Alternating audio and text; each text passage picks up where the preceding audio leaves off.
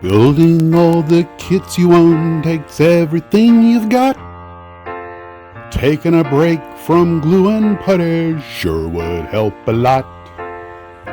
Wouldn't you like to buy one more? Sometimes you want to go where every kit you see's for sale. Every size and every scale.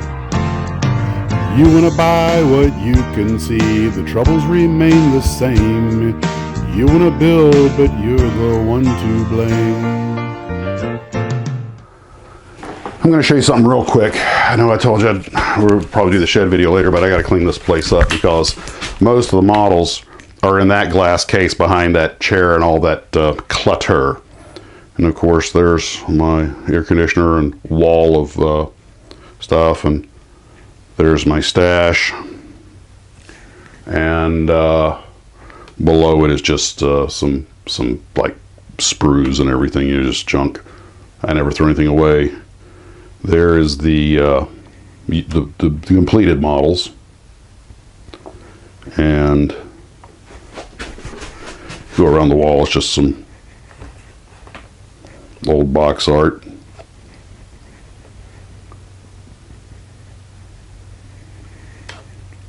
Yes, I have a vacuum cleaner. I'm going to probably be using it today.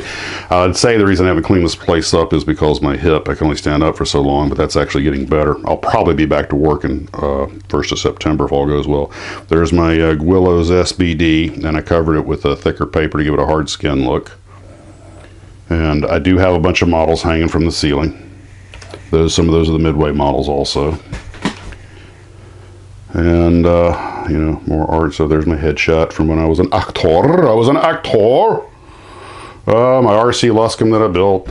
There's some of the armor that I still have from the movie. You can't really, I guess you can't make it out that well. You know, just hold the camera up. I've got that Tacom, what do you call it? The Rata.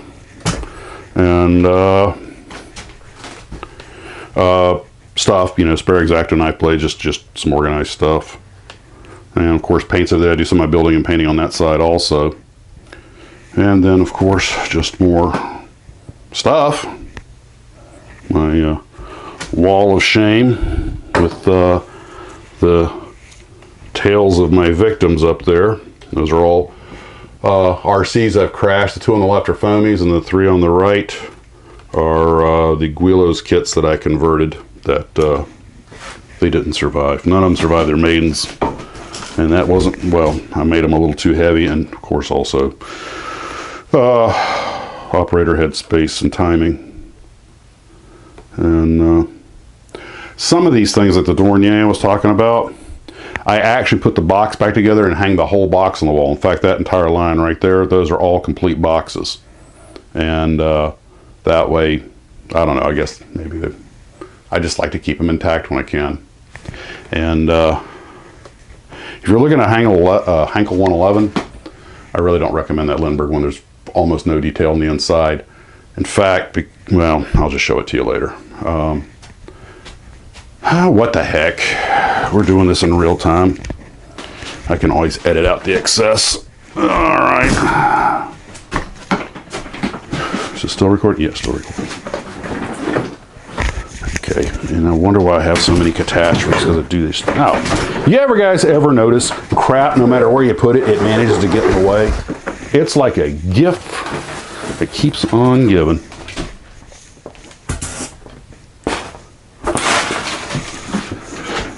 Okay. John, I envy you your organization, sir. John has the Fast Sports channel, and okay, let's see. He has a whole bunch of car stuff in his garage, but he managed to keep it all organized.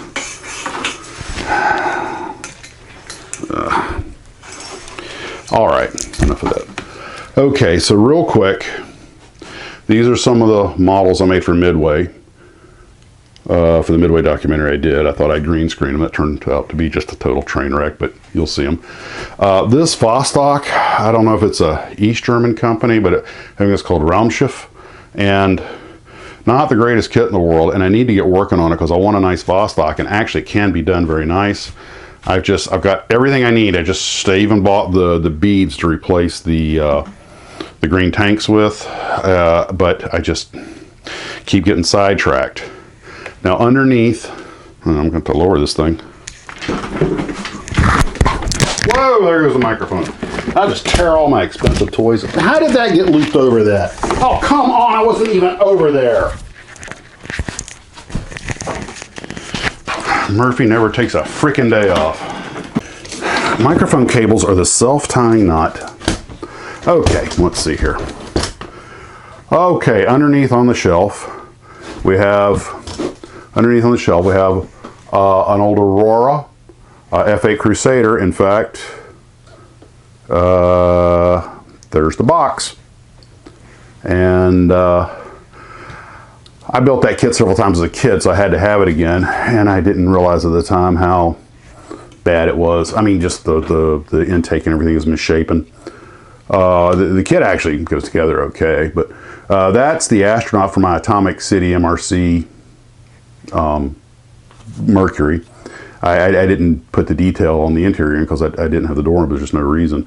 This is an old, I believe, Hawk F-104 that turned into a drone. There's my Gemini, and of course that's the Revell Gemini. Let's see, there's my Tyndall. Let's see if I can get it without the glare on it. There's my Tyndall Weapons Center F-106. I used to have nice photographs of all these things, and apparently while cleaning out my computer at some point, operator had space and timing, and yeah, they all went bye-bye. There are still some videos. That's the monogram 1/72nd scale F-15, the early one. It's actually my brother's model. I made it for him, but there's my Jacksonville F-106. I think it's a Hasegawa. And there's the old Top Gun kit. Is this your idea of fun, Mav?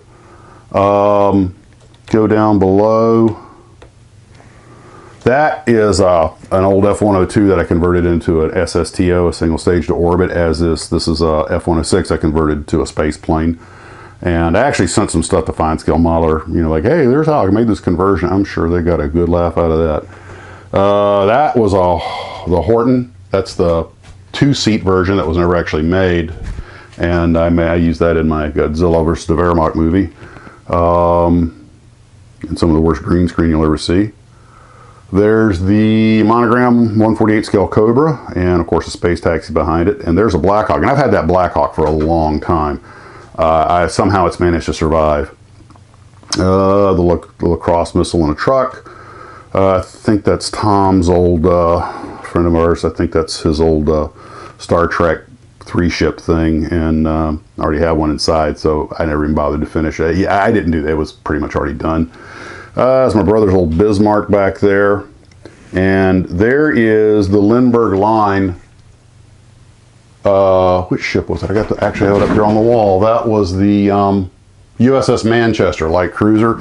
And the only reason I got that was because it had I wanted to build one of those electric motors. I actually got the motor to work. I got a Lindbergh line motor to work with an old cell phone. Took about a 3-second video of it working, which is, it might still be on YouTube. I think it's lost to the ages. There's a Cessna 180 I made a jump plane out of. There's a monogram UH-1 that I broke the skid on and glued it back on, so now it sits all lopsided. There's that Lindbergh Heinkel 111, and I decided to make that little mini diorama with it, like on the Russian front, all covered in snow, just to cover up the lack of detail. Behind it is my REE H8K Kawanishi Emily flying boat. There's the Mossy. Oh, that's right. I moved the Mossy out here. Sorry, Steven. I mean, it's a nice model. It was just eating up so much space on the shelf.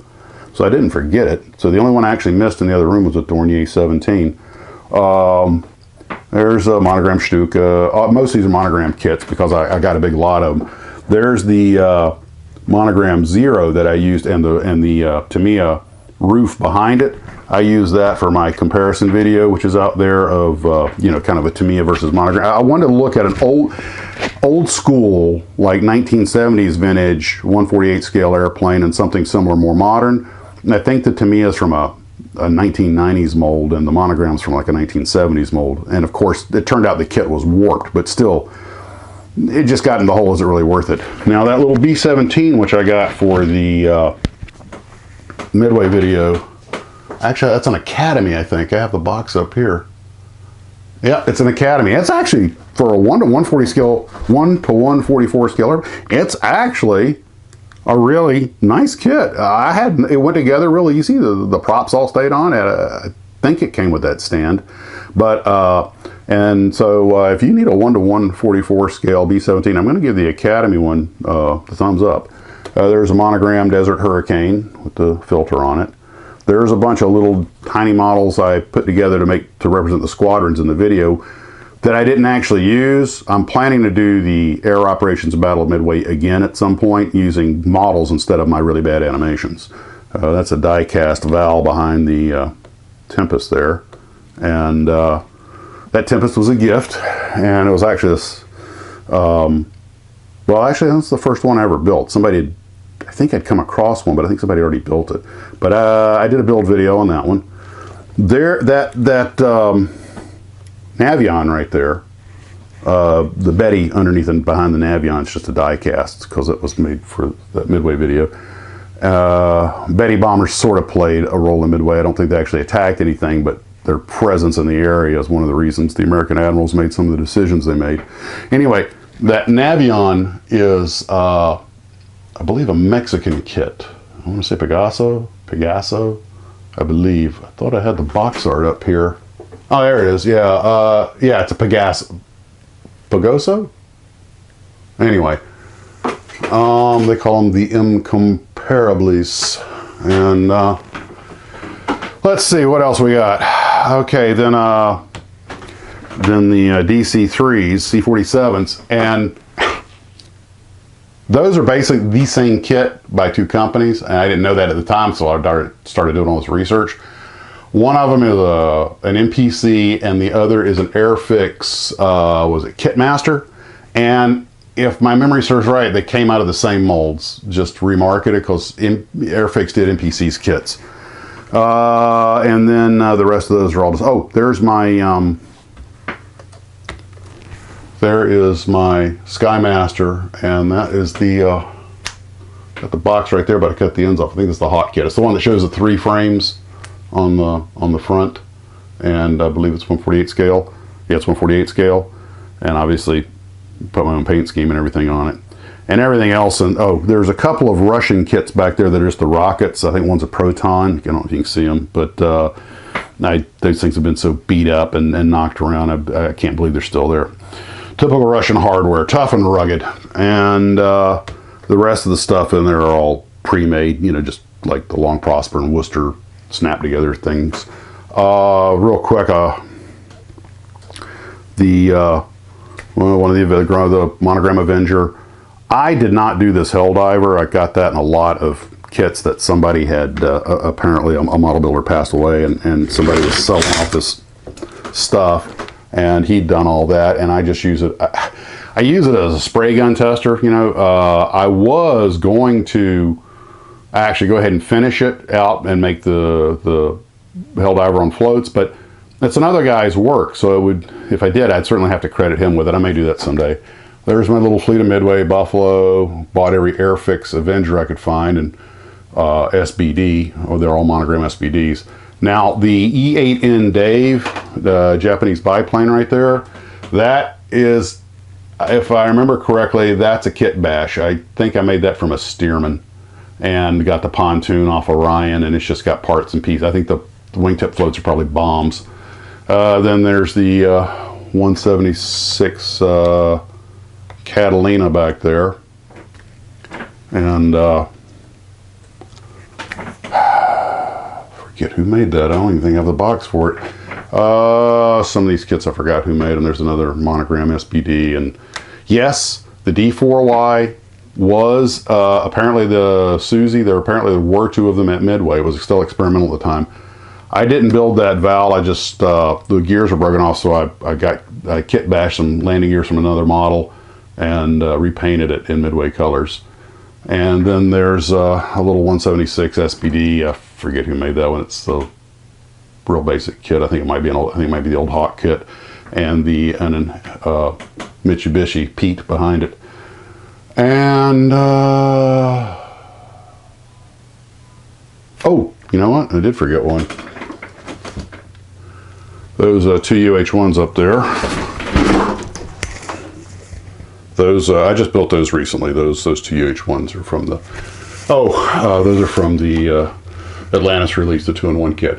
By the way, that upside down Enterprise was an old Enterprise that I cut up and made a fan film, a spoof film, Red Star Trek, if Star Trek had been made in Russia. And by the way, the models hanging on the wall in the background, those are not ones I built. Those are ones like with the Val. I got those in a lot on eBay to make my movie. And you can see the Ratcha back there. A couple other kits, a bunch of mice. All right, that's pretty much everything. There's my old, from my regional airline days, my old airline pilot hats. All right, now I'll let you go. Talk to you later, guys. Thanks. Bye-bye.